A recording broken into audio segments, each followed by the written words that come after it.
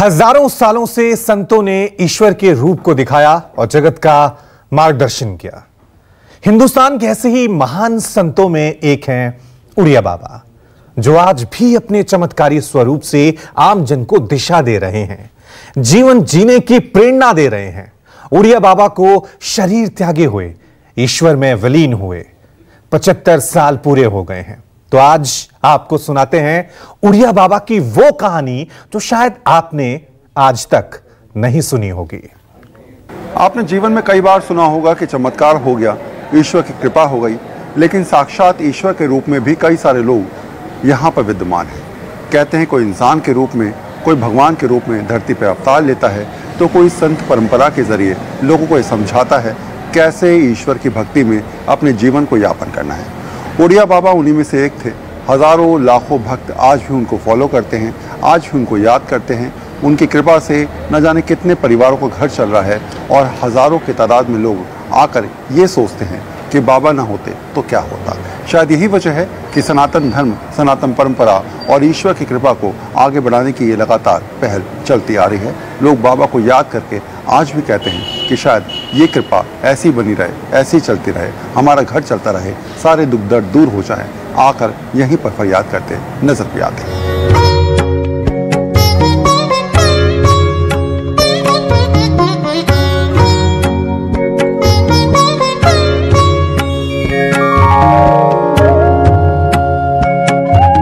कहते हैं संत ईश्वर का स्वरूप होता है।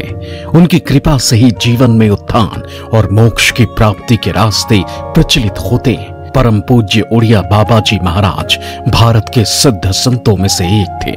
उनका अद्भुत जीवन संपूर्ण समाज के लिए एक आदर्श रूप था। उनकी कृपा से असंख्य लोगों में भक्ति और ज्ञान की जागृति हुई। 7 अप्रैल 2024 को उनका 75वां निर्वाण दिवस है। आज भी उनकी परंपरा में परम पूज्य स्वामी श्री अखंडानंद सरस्वती एवं उनके कृपा पात्र जगत गुरु शंकराचार्य ब्रह्मलीन स्वामी श्री स्वरूपानंद सरस्वती के आशीर्वाद से वर्तमान में श्री उड़िया बाबा आश्रम वृंदावन धाम में सुचारू रूप से चल रहा है। उनके समकालीन संतों में पूज्य स्वामी श्री करपात्री जी महाराज, श्री हरि बाबा जी, श्री श्री मां आनंदमयी, स्वामी श्री गंगेश्वर आनंद जी महाराज, स्वामी श्री शरणानंद जी व अन्य महान संत उनके साथ वेदांत सत्संग करते रहे। बाबा का संकल्प था दीन दुखियों की सेवा।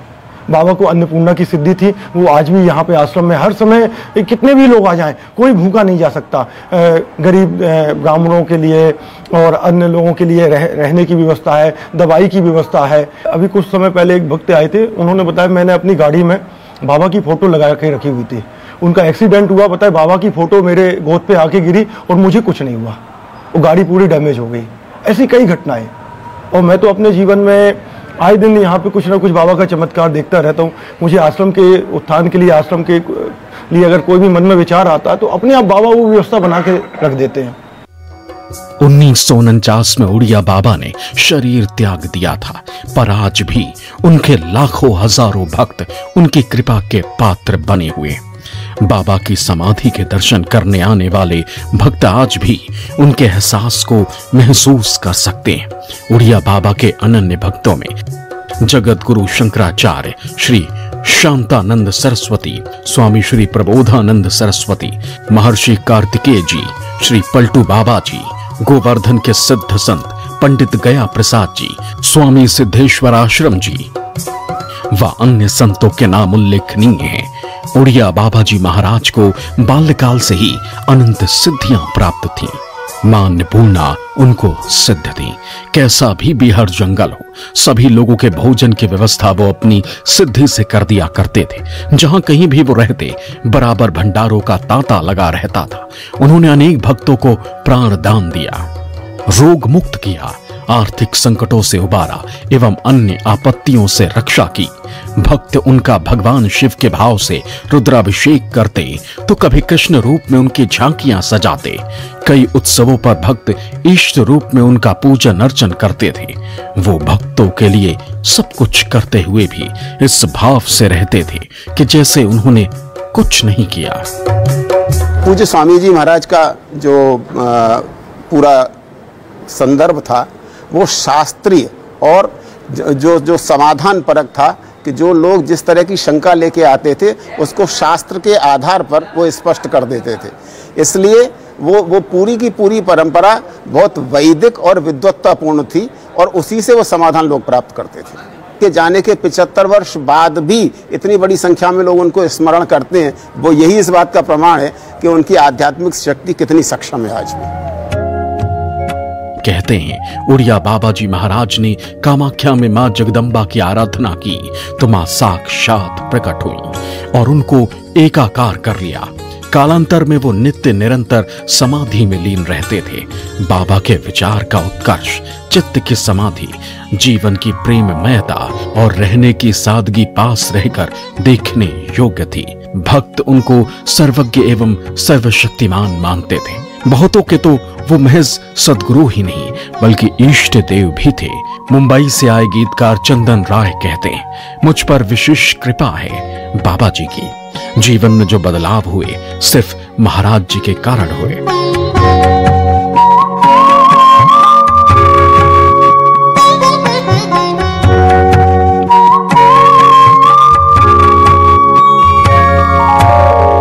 कि कर डाला तूने जो कोई भी न कर पाया, जगत में ऐसा काम कर डाला तूने जो कोई भी न कर पाया, जगत में ऐसा काम। कन्हैया तेरी नगरी को मेरा प्रणाम, कन्हैया तेरी नगरी को मेरा प्रणाम।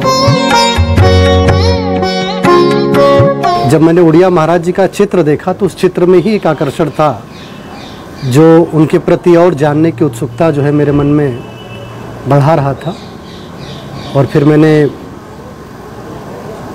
जाना उनके बारे में पढ़ा। और सबसे बड़ी बात यह है कि मैं एक कवि और साहित्यकार हूँ, मुझे चीज़ें महसूस होती हैं और आदरणीय गुरुदेव के नाम में वो तेज, वो प्रताप मैंने महसूस किया, जिसका कारण है कि मैं उससे प्रभावित होकर के आज उनके आश्रम में हूँ। बाबा के अनुयायी कहते हैं कि महाराज जी बोलते थे कि दुर्गा पाठ में अलौकिक व असीम शक्ति है। दुर्गा पाठ से असंभव भी संभव हो जाता है। श्री दुर्गा सप्तशती के अर्गला, कीलक और कवच पाठ से सारे कार्य सिद्ध हो जाते। नाम जप पर उनका बहुत जोर रहता था। बाबा ने बताया था कि जप सबसे कठिन चीज है। ज्ञान और ध्यान से जप को वो कठिन समझते थे। वो कहते थे कि सब प्रकार की बातें छोड़कर निरंतर एक ही मंत्र का जप करते रहना साधारण बात नहीं है।